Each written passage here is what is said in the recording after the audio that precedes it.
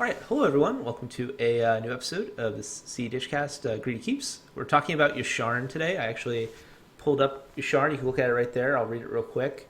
But before we get to that, we have Ace Creamy. That's your name, right? Ace Creamy. It's Yep, all right, Ace. Do you want to introduce yourself a little bit? Talk about sure, Yasharn and your brew. sure. Hello, everybody. Um, I got into Yasharn because I was a devoted Captain Sisay player, when Paradox Engine was legal in the format. And then that got banned, and, I continued to play Sisay, but the deck wasn't very good. And then Yasharn got spoiled, and it was like, oh, this is a great include for Sisay. Um, you know, boost the deck a bit. And then after a while, it just kind of dawned on me that Yasharn was actually the better choice to have in the command zone. Um, Thinking of like the current meta and what it fights and what it stops. Yeah, I It was guess just some information. Like you're in my playgroup that plays online, right? And right. you also play against Alex, who sometimes plays Corvold. You also play against Libertas sometimes, who plays Corvold. So there's been a few Corvold players lately, and it turns out that like every card in Corvold except for Ad Nauseam cares about sacrificing non-land permanents and paying life. Right. So Yasharn's abilities are like always active, and Yash- on top of just already being super relevant in cEDH. So I think that's like pretty important, right? Oh yeah, super important. And yeah, it's just that's kind of how I came to the deck, and it's been a lot of fun, and it's been surprisingly effective in terms of shutting down a lot of these strategies. That the big one is treasures. Everyone's using treasures because Dockside Extortionist is running rampant, and Hull Breacher also too, Underworld Breach strategies because Yasharn shuts down the ability to sack Lion's Eye Diamond. Um, or and, uh, or Culling the Weak, or Grinding Station. Basically, yep, any it. I think any breach combo is. I guess Jessica's Will gets around it. The Jessica's Will wheel, so that technically gets around Yasharn, but that's like you're still letting each of your opponents draw 7 cards every turn every time you do that loop. So they're gonna right. eventually find interaction. So, and that's like probably the worst, breach line. So I think it's pretty fair to only lose to that one. Right. But yeah, I mean, there's a ton of cards that are very popular in my meta, our meta, and I think at large, beyond our play group that people are using. LED being one of them, Lotus Petal, um, all treasure and gold. I mean, you don't really see gold, but treasures. Also interesting, Phyrexian mana. So like Birthing Pod, or you can't do the ultimate cost for Mental Misstep or Gataxian Probe or Noxious Revival, Force stuff of like Will. that. Force of Will because you can't pay the life. Um, can't activate Razaketh. Um, Yeah, Hope of Ghirapur, can't sack that. The big one, Fire Covenant and Toxic Deluge, which are the two most popular board wipes in cEDH, I would argue. yeah, I think you're Can't right. cast them because you can't pay the life. Yeah, Um, that's pretty huge. so it protects your board, protects itself. Yeah, and we mentioned Culling the Weak, Infernal Plunge. I mean, the list goes on and on. It's pretty Diabolic Intent. surprising. Uh, Diabolic Intent. yeah, so Yeah. obviously Yasharn's like pretty impactful. One thing I think that's I should actually just read Yasharn. It's a pig elemental boar for 2 green white. When it enters the battlefield, you can search up a basic forest and a basic plains, and then players can't pay life or sacrifice non-land permanents to cast spells or abilities. So or activate abilities. So one thing that we haven't mentioned yet is the ETB effect. We were talking about this before we hit record, but the ability to keep a hand that's low on lands but high with acceleration, like a Jeweled Lotus in 1 land, and be able to get those next 2 land drops is actually pretty powerful, right?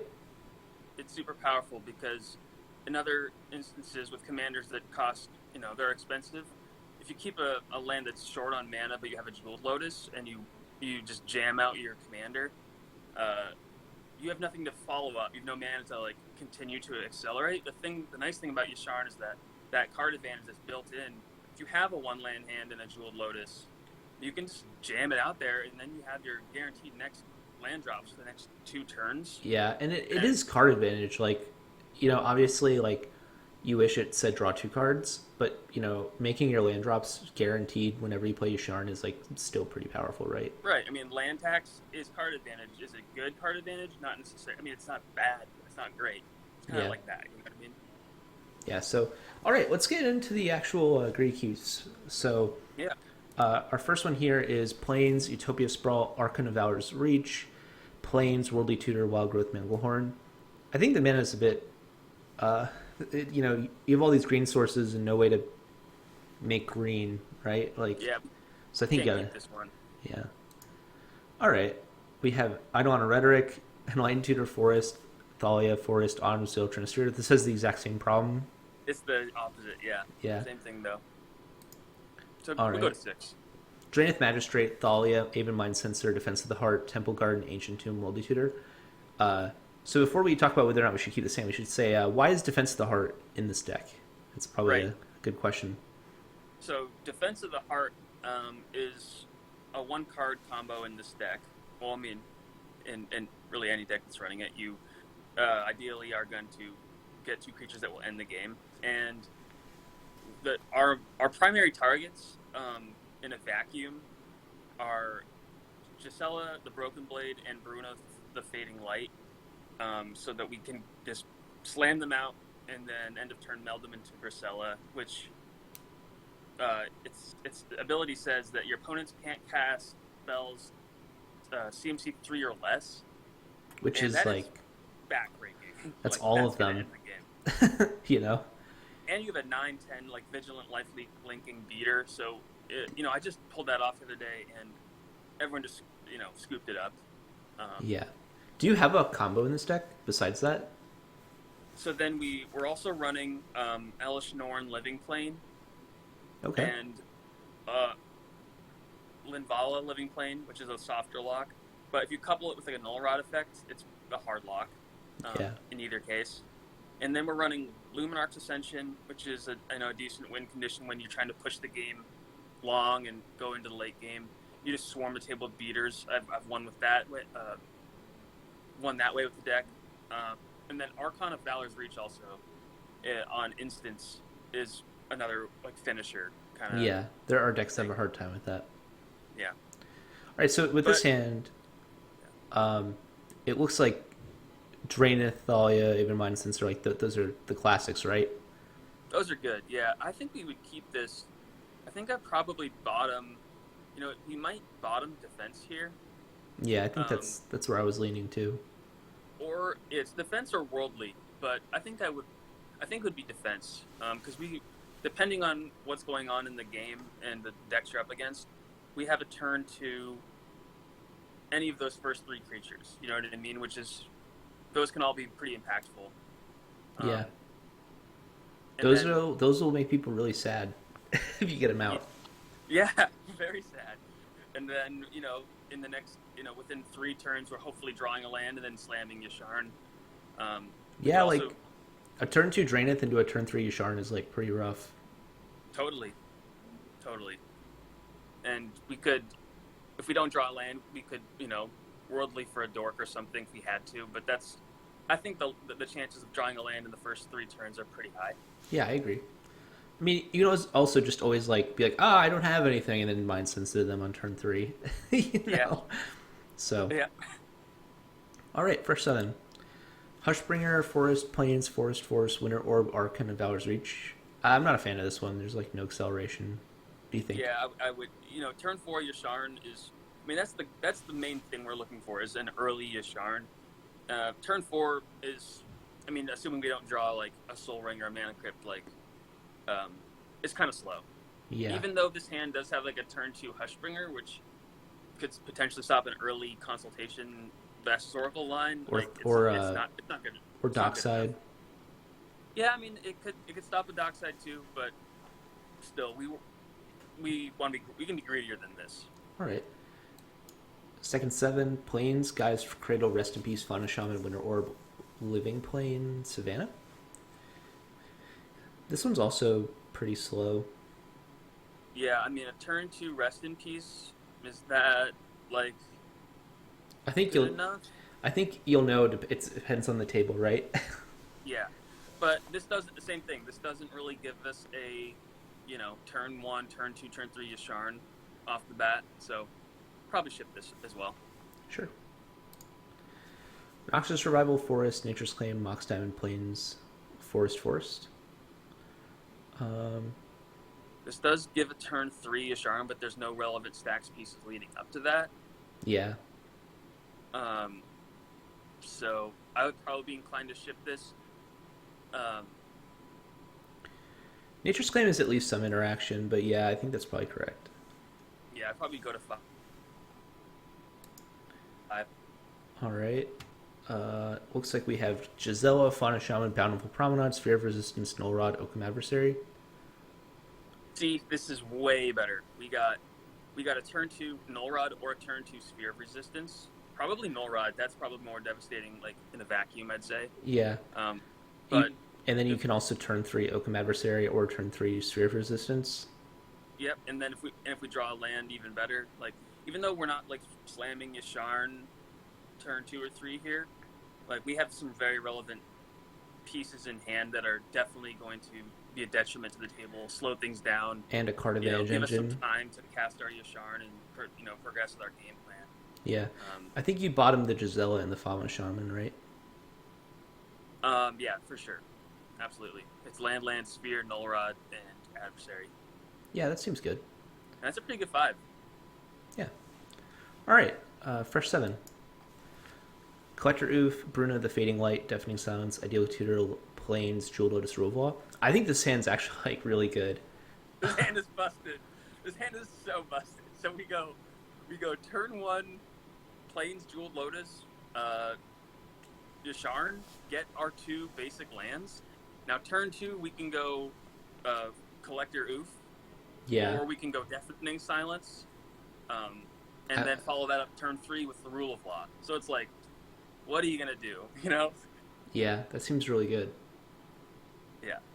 I like I mean, that. any hand with a Rule of Law or a Null Rod effect, like, if you can cast them in the first 3 turns. I think people might not realize how good a turn 1 Yasharn is. Like, it turns off fetch lands, right? Like, yeah, you can't crack your fetches. You can't activate Mana Confluence because you're paying life. You can't activate Spire of Industry because you're paying. I mean, for mana, for a colored mana rather. You can't crack the Horizon Canopy cycle of lands. You can't crack those, or you can't use them for mana or activate them to draw cards. So it just makes casting stuff early on. Like if you keep your hand of like a couple fetch lands and you're like, oh, I'm fine. But if a Yasharn comes down like this on turn 1. And then followed by Collector Oof, like so notably, it's gonna be impossible. notably, you could crack a Nurturing Peatland because it doesn't cost life. You could crack a Terramorphic Expanse because it says sacrifice non-land permanent, but because it costs life for a fetch land, it does shut down fetch lands. So I apologize. What I meant was you can't, because those lands you have to pay 1 life to activate mana. Yeah, you're correct. Yeah. You can still. So you can't activate you can't even activate like a City of, you can activate a City of Brass, but you can't activate a Mana Confluence. Correct. Which is kind of crazy.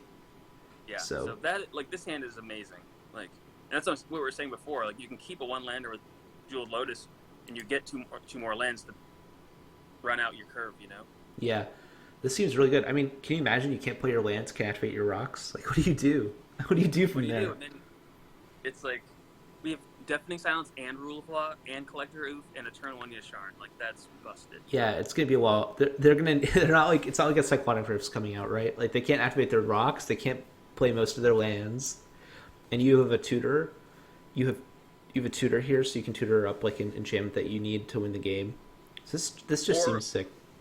Yeah, or we could get like a Sylvan Library if we wanted some value, but most likely we'd probably just grab another relevant Stax piece to just continue to drag people through the mud. You know what I mean? Yeah. All right. Fresh 7. Plains, Wild Growth, Forest, Path to Exile, Priest of Titania, Rest in Peace, Grand Abolisher. I actually kind of like this one. I think a turn 2 Rest in Peace is pretty good. I'm not sure if you do the turn two rested piece or you do Priest Titania. I think it probably depends on the deck. Maybe this one just isn't quite good enough now that I'm like looking at it. Hmm. So so we're definitely going turn 1 Wild Growth on the Forest. Turn 2 we'll have 3 mana. Yeah, it's either, I mean, you could go Priest, which would guarantee a turn 3 Yasharn. But here, a lesson I've learned playing Stax. I mean, I've been before Yasharn. I played a lot of Blood Pod when it was better, and now I'm convinced that.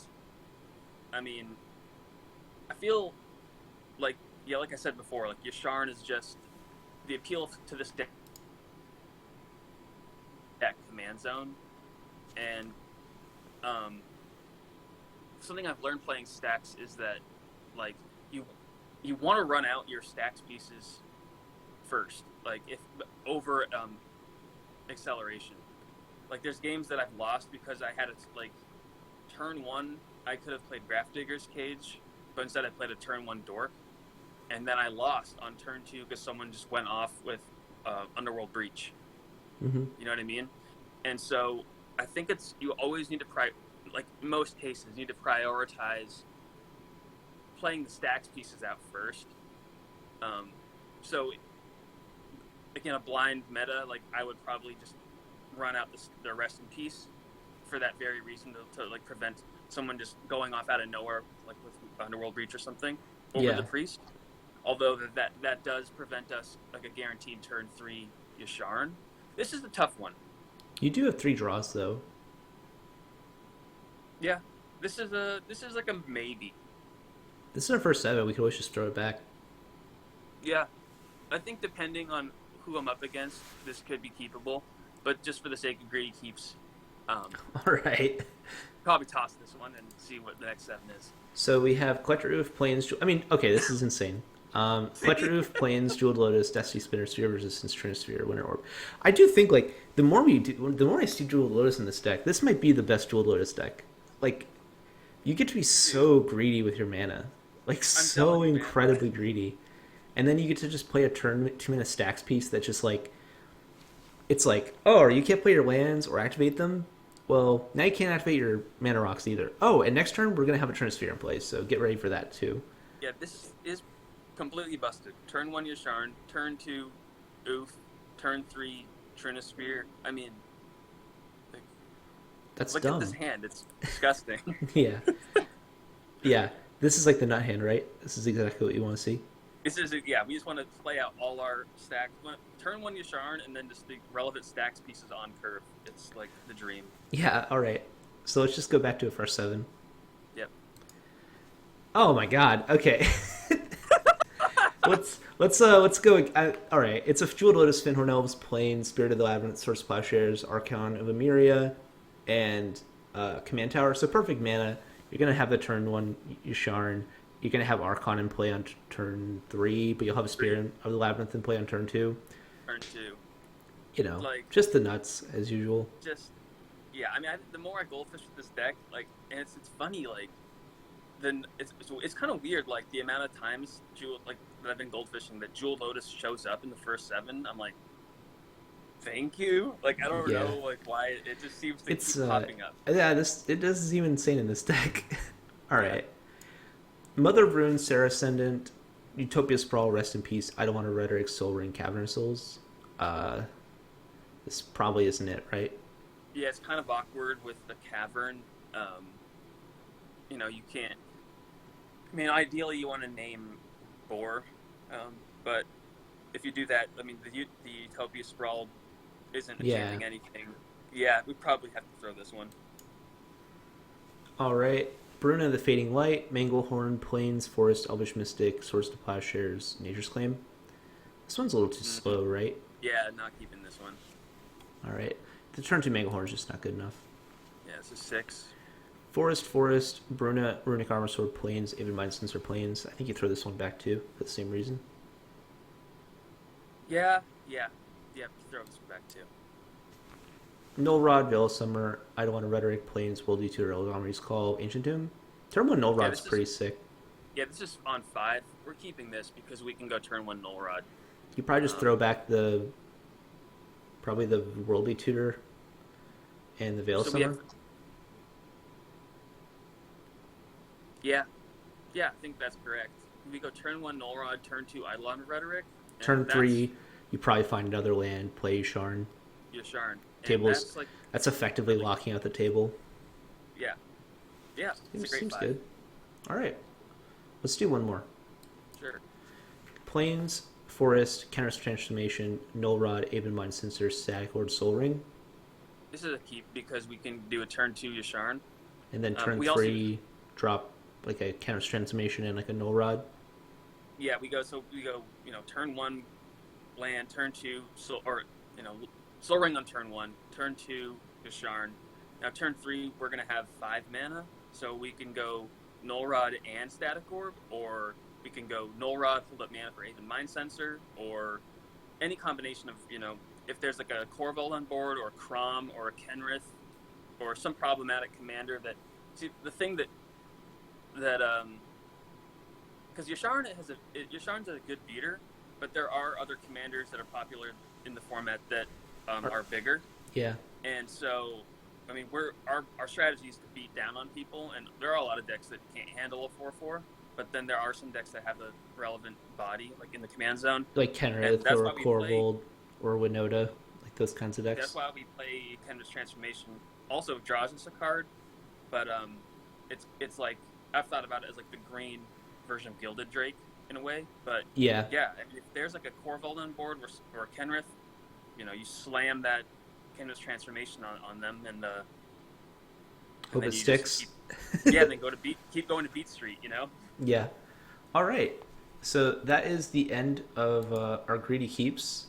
I have one question about this deck for you. After Yeah. a little bit of our ending discussion, how do you feel this deck does against other Stax decks? Because like specifically, like I think of like Winota, right? Like Winota can just like they can have an instant. They have like a combo. It's like pretty powerful. That doesn't even really require like creature spell. Like they need like if they play a recruiter, right?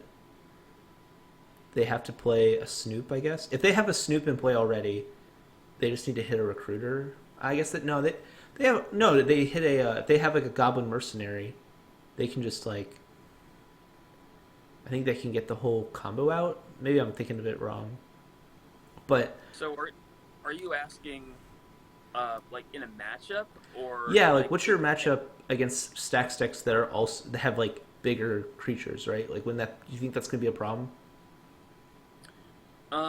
I personally haven't actually played really this deck against other Stax decks. Like most of the pods I've been in have been against like Turbo Nods, and this Mm-hmm. deck is obviously like extremely effective against Ad Nauseam decks, Breach decks, Dockside decks. So I can't say necessarily how it would match up against like a Winota, or I mean I don't know what other decks are super relevant. Stax decks in the meta right now. I think Blood Pot is like kind of fallen off a bit. There's But like Kenrith. There's like some people working on Kenrith decks. Kenrith stacks, yeah, I think Pongo and Cobblepot and some other people have some kind of stacks lists, and yeah, it's hard to say. I mean, we want to get Elish Norn out. Like that's a huge part of our game plan, and that really swings the the favor of the power on board our way. But yeah, like I said, Winota has like actual like infinite combos and that kind of thing, which I don't know if that requires casting more than one spell a turn or not. But we're running every single rule of law effect you can run. I'm not sure what else to say, speak on that, except for just gotta do more testing and play this Yeah. deck in the wild. Yeah. All right. Thanks again for coming on and showing us this really sick deck. I don't want to play against it because it'll just crush me and make me really sad. Thankfully, I got some cards in the mail that'll help me play Najeela, so I can at least have a game of Magic against it. No, we got to do it sometime. Oh yeah, we have to. Like, I've heard other people complain about how good it is against them, so I'm sure it'll just crush me. Like, I don't know what I do against a Yasharn on turn one. I think I just look at my hand and concede. Like, just try. Just Yeah, try I something. mean, I hope someone else gets rid of it. That's really probably my primary plan. All right. Thanks again. Thank you everyone who's watching this. I hope you enjoyed this episode of Great Keeps. I'm glad we have to talk about Yasharn, which is like one of the spicier commanders I think we've ever talked about. I just, I definitely I definitely picked on it during our set review. So That a lot of I'm eating people my words. underestimate the deck and kind of plays to its advantage. You know what I mean? Like if people are just kind of like looking at it like who's playing this Celestia Stax deck, like they ignore you and they don't respect the deck, and then you surprise them with a turn one Yasharn, and they're like, I can't do anything. Yeah, it definitely is like a card you see at the table. You're like, oh, I need to like mulligan differently. Yeah. This hand of all fetches is bad. But So anyway, thanks for having me, Brady. yeah, thanks for coming on. Have a good one. I hope everyone who saw this has a good one, and have a nice week. Bye. Peace.